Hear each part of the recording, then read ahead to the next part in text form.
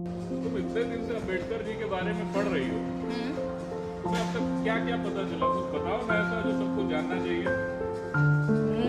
ये अच्छा सवाल है। ऐसा लग रहा है जैसे गुरुजी मेरा एग्जाम जो है नहीं नहीं, मैं पूछूंगा भैया, तुम बहुत दिन से पढ़ रही हो अम्बेडकर जी। अचानक से ऐसे पूछे, मैं एकदम से ऐसे हो गई कि हाँ क्या तो बोल। माइक लेके ही आया था कि आज मैं पूछूंगा भी और पता भी चलेगा सबको क्या पढ़ रही हो। देखो, मुझे जो लगता है सबसे पहली बात कि अम्बेडकर जी के बारे में हम जितना भी जाने वो कम है। बाकी तो मैंने अभी तो उनके एक जीवनी से ही शुरुआत की है, तो अभी तो मेरा ये पहला एक क्या बोलेंगे चरण है। लेकिन अम्बेडकर जी के बारे में मुझे दो चार बातें बहुत शानदार लगती हैं जिसका मैं जिक्र करना चाहूँगी। एक तो ये कि जब संविधान बन रहा था तो संविधान सभा में बहुत सारे लोगों का ये मत था कि जो पढ़े लिखे लोग हैं उन्हें सिर्फ वोट देने का अधिकार मिले।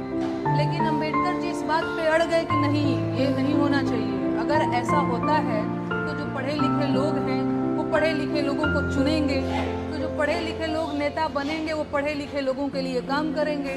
इस तरीके से तो जो साक्षर नहीं है उनके हित के लिए कौन काम करेगा? उनका तो अपना कोई नेता भी नहीं होगा। तो ये जो पैटर्न है गुलामी वाला वो तो जारी ही रहेगा, है ना।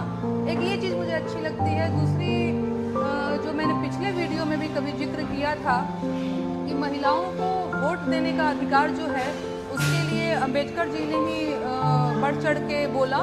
नहीं तो स्विट्जरलैंड जैसे देश में भी 1971 में ये जो अधिकार है महिलाओं को मिला था। और मातृत्व अवकाश की बात भी अम्बेडकर जी ने ही कही थी। मातृत्व अवकाश भी अम्बेडकर जी ने ही दिलवाया था। अदरवाइज अमेरिका जैसे देश में 1993 में ये अधिकार मिला था। दूसरी चीज, महिलाओं को संपत्ति में बराबर का अधिकार भी अम्बेडकर जी की ही देन है। तो मुझे लगता है कि पुरुषों का तो नहीं पता, पर महिलाओं को तो अम्बेडकर जी को रोज ऐसे फूल चढ़ाना चाहिए।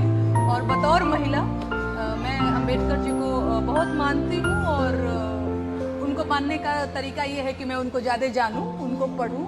तो मैंने इसकी शुरुआत कर दी है। छोटी मोटी ऐसी ही चीज़ें जो मुझे लगेगा कि आप लोगों तक साझा किया जाना चाहिए, जैसे कि आज आपने पूछ लिया तो मैं ये साझा कर रही हूँ।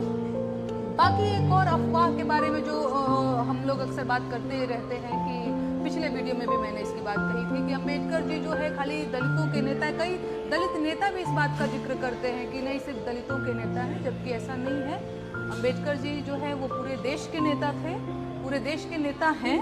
और वो महिलाओं के मसीहा हैं, गरीबों के मसीहा हैं। तो जैसे तुमने कहा ना महिलाओं को फूल चढ़ाना चाहिए, हाँ, पुरुषों को भी भैया उनका पैर धो के पीना चाहिए। हाँ, मतलब वरना ये मैं जो सार्वभौम वयस्क मताधिकार जिसकी तुम बात कर रही हो ना, ये भारत में नहीं आ पाता। ये बहुत बड़ा काम उन्होंने किया। हाँ, तो मैं महिलाओं की बात इसलिए करना चाह रही हूँ क्योंकि बहुत सारी महिलाओं को पता ही नहीं है अम्बेडकर जी के बारे में कि अम्बेडकर जी का उनके जीवन में क्या रोल है ना। एग्जैक्टली। तो ये मैं इसलिए, बाकी मैंने संवैधानिक अधिकार बिल के बारे में तुम पढ़ना, तुम्हें बहुत सारी चीजें पढ़ने को मिलेंगी भी। ठीक है। और बाकी मैंने भोजपुरी में संवैधानिक अधिकारों के गीत भी लिखे हैं, मौलिक अधिकारों के गीत भी लिखे हैं। मुझे लगता है तुम्हें एक गीत जो है ना मौलिक कर्तव्य, डॉक्टर अम्बेडकर के ऊपर एक गीत लिखना चाहिए। ये बड़ा शानदार आइडिया है। मैं अम्बेडकर जी के बारे में कुछ गीत लिखने की, लगता है कि मैं कुछ मतलब मुझसे गलती ना हो जाए क्योंकि अम्बेडकर जी बहुत बड़ी पर्सनालिटी हैं, तो उनके बारे में लिखने के लिए उनके ऊपर एक गीत अच्छा से हाँ, लेकिन मैं प्रयास करूँगी। एक अच्छा गीत लिखो उनके बारे में, ताकि जो लोग नहीं पढ़ पाते हैं हाँ, वो भी उनके बारे में जाने। ऐसे जैसे मैंने संवैधानिक अधिकारों के गीत लिखे हैं, हाँ, बिल्कुल वैसे ही। ठीक ठीक है कि अम्बेडकर जी क्या है ऐसे करके, है ना। हाँ, उनका रोल, हाँ हाँ, मतलब उनको क्यों इतना ज्यादा सम्मान मिल रहा है और ज्यादा